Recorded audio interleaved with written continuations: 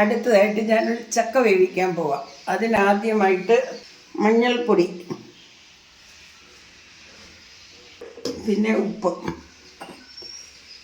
ഞാൻ കൈകൊണ്ടിടുന്നതിന് ആർക്കും ഒന്നും തോന്നരുത്, എനിക്കിതാണൊരു ശീലം. എനിക്കിങ്ങനെ ഇട്ടെങ്കിലേ അതിൻ്റെ കറക്റ്റ് ഉപ്പ് അറിയാൻ പറ്റത്തുള്ളൂ.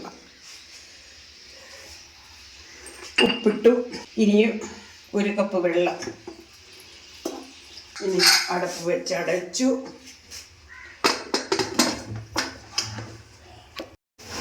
ഞാൻ ചക്കയുടെ അരപ്പിടാൻ പോവാം. ചക്ക നന്നായിട്ട് വെന്തിട്ടുണ്ട്. ചക്കയ്ക്ക് അരച്ചത് വെളുത്തുള്ളി, ജീരകം, കാന്താരി,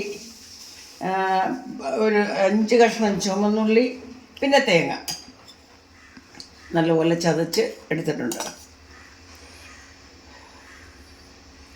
ഇനി ഇതൊന്ന് ചെറുതായിട്ടൊന്ന് തീ കത്തിച്ച് ഒന്ന്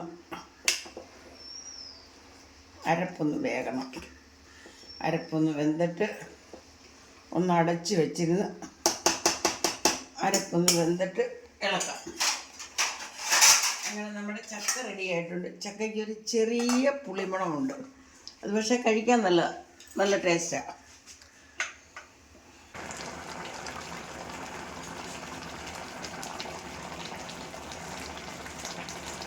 നന്നായിട്ട് വെന്ത് ഇനി അത് അരപ്പിട്ടു.